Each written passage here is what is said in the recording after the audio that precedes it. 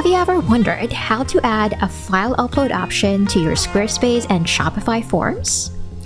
Look no further because I've got the best solution for you. This solution is easy and free. We may add multiple files. We may also limit file formats, and we can even enable automations. For example, we can send the responses to Google Sheets or Notion, or we may choose to be notified in Slack every time a response is submitted. In this video, I'll guide you step by step on building this file upload feature. Trust me, after years of creating Squarespace and Shopify sites for clients, adding this feature has been challenging. We've tried all sorts of workarounds like adding Dropbox links or using extensions, but they weren't user-friendly. Sure, we could use Google Forms, but let's be honest, it isn't the most visually appealing option. There are other form builders like JotForm and Airtable which have free tiers, but they limit the number of submissions as well as the file storage size until we upgrade to their paid tiers. I am excited to share that finally I discovered a free and easy way to create beautiful and robust forms in my website builds. You may add this form to any website platform, but I primarily use Squarespace and Shopify. The secret is Tally Forms. The file upload feature just scratches the surface of what's made possible by Tally. Hence, I'd like to introduce you to this tool and show you how you can incorporate this in your website projects. You may use the link down below to create a free Tally account. Let's look into the pricing page where they highlight that 99% of their features are available to all users for free and without limits. Notice how we can create unlimited forms and receive unlimited submissions.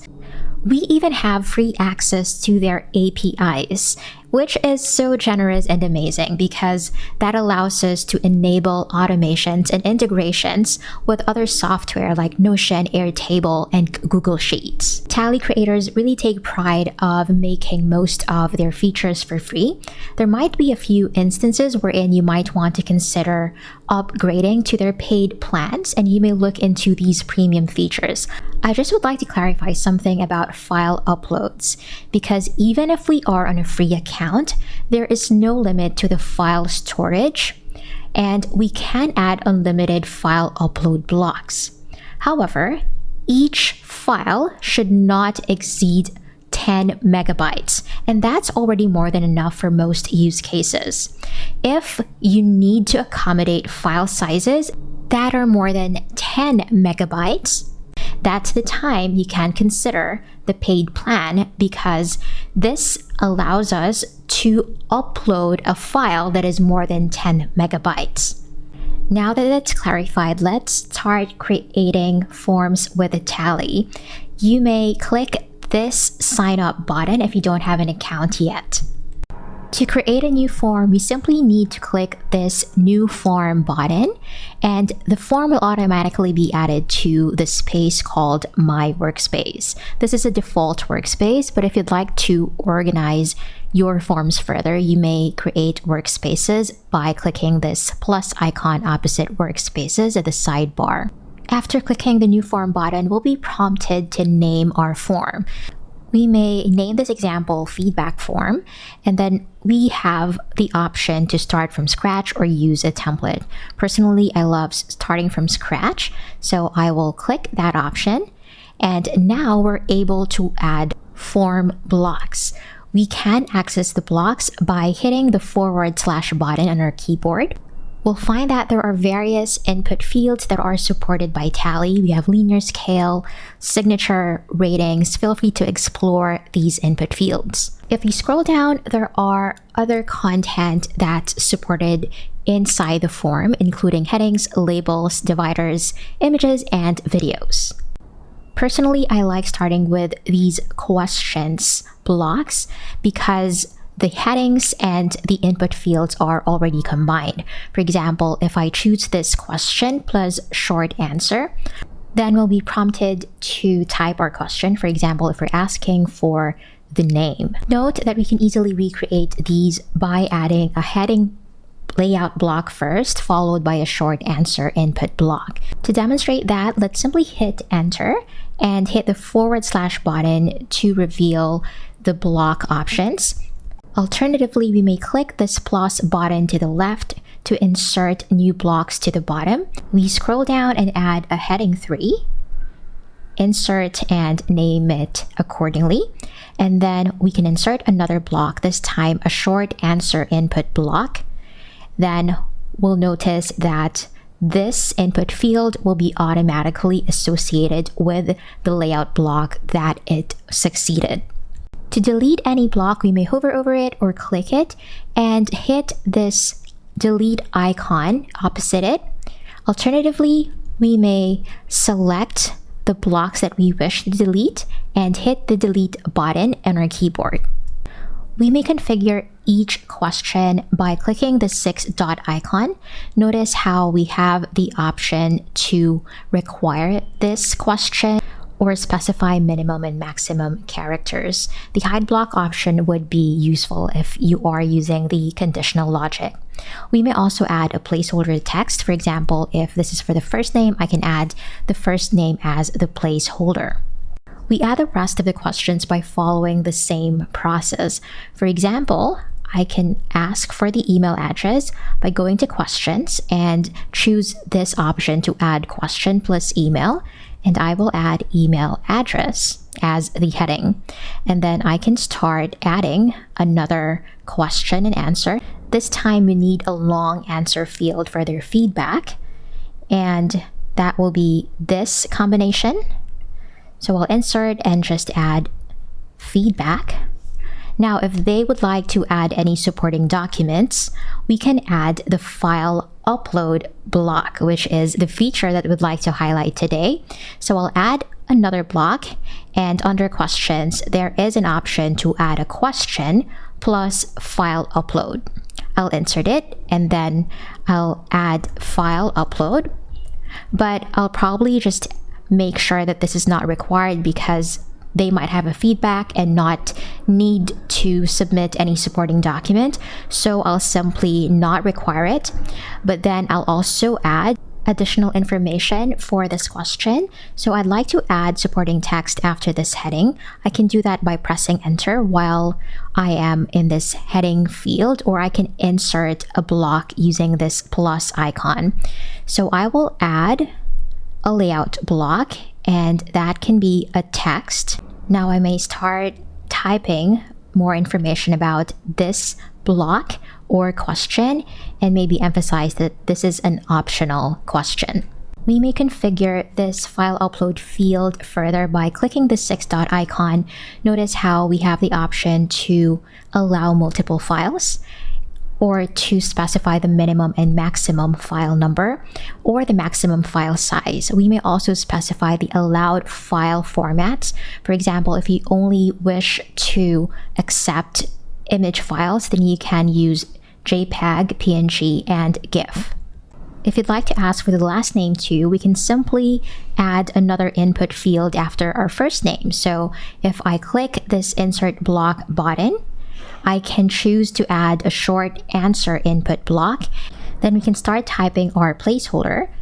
If we'd like to better distinguish the first name and the last name in the results moving forward, I recommend adding a label. To add a label, I can simply insert any block and choose this label option. Once we inserted it, for example, I can label it last name. I just need to drag the 6 dot icon and make sure it's at the top of this last name field. We'll do the same for our first name label. I can add block anywhere, or I can add it right here and start typing label. And this time, this will be our first name. In Tally, we need to be mindful of how we stack our headings, labels, and input blocks, because the heading or label that directly precedes our input block will be the label that will be associated to it. So for example, if I will require this first name block, notice that it's directly associated with the first name label. If you are familiar with Notion, you'll notice that the editing experience is so similar. So if would like to add columns, my advice is to create columns first. For example, if would like to create columns for our names, what I'll do is add 2 blocks to create our column. So notice I have these 2 empty blocks. I'll grab this second empty block and make sure that I place it at the side of the first block. This way I'll create 2 columns, and then I'll start dragging the content of these columns. For the first column, I'll drag this first name label and just make sure that it only spans the first column. I'll do the same for this input field. Again, notice how it only spans the first column. But for the last name, if I drag it to the side, I'll also make sure that it only spans the second column. That's also the case for this input block. Then we may simply delete any empty blocks that we use to create the columns. Aside from adding content blocks, we may also manage the design of our form via this editor. Notice how we can add logo, cover photo, and access the design settings. We may switch to light or dark theme, or we may also add further customizations by clicking this custom tab and assign the colors. For example, we can change the colors of the buttons and the text. And of course, we may also change our font. There are built-in options right here from Google Fonts. After the form is submitted, we may show a thank you page, and to configure that, we may simply insert a thank you page as another block. Notice how within this thank you page, we can add any text. For example, thank you for submitting your response. We may even add images or videos here. We may toggle off this thank you page at any time if, for example, we wish to redirect the page to a certain URL after submission. We configure that redirect URL by going to settings and then scroll through the part where we can specify redirection on completion. Just toggle this on if we need to redirect the user to a certain success page or URL. When we're happy with the content of the form, we may publish it, and we'll notice that there are various ways by which we may share this form. First, we may share the direct link to this page by using this URL. Alternatively, we may embed this form to any website builder. I prefer using this standard option and leave this default settings as is. For example, I prefer toggling on this transparent background option such that it will adapt to the background of the page. And then you can also manage the alignment here. And by default, I also hide the title because I often use my website builder to add the title of the form. To grab the embed code, I click this Get the Code button, and then I just copy this first code block by clicking this Copy button.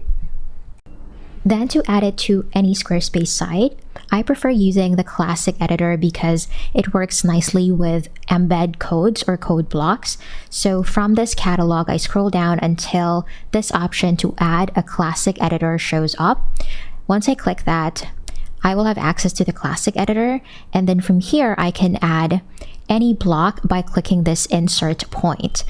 So I'll start searching for embed, and then once this dialog shows up, I click this option to add a code snippet. If I click embed data, I'll paste this code, and then once I save it and preview it out of the edit mode, notice how our form block shows up.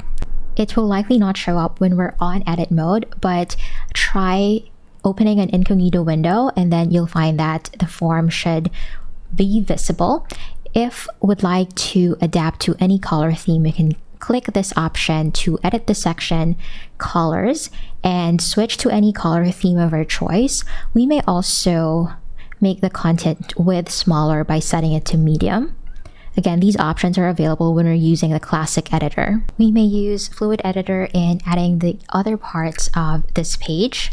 Now we may easily lead users to this page of our site, and they may fill out the form and easily upload files, may it be images, PDFs, or other files that we've configured in the file upload block. After we submit this form, this will lead to our thank you page that we also configured via Tally. To view the submissions, we go to Settings, Submissions, and this is where we'll see the table of all submissions, including the file uploads. We have the option to integrate these submissions to other software like Google Sheets. So under Integrations, we may connect Google Sheets, Slack, or Notion. Note though that once we integrate these accounts with our forms, then these accounts will also have access to the file URLs, and those URLs will come with access tokens. So those who have access to your Google Sheet will then have access to the files as well. Now, I also build Shopify sites for clients. So if you are working on a Shopify site, we may also embed the form using the custom liquid section that comes with most Shopify themes, including free ones. So we just need to add a section, and in Dawn theme, there is this custom liquid option. And in other themes, you might see a section template called custom HTML. To better manage the look of our forms within Shopify, I recommend adding this wrapper. Notice how we have an opening div tag and a closing div tag. Within these tags, we paste the iframe code or the embed code from Tally, and once we save it, we'll notice that the form will be loaded. However, to better manage its appearance, we may use CSS.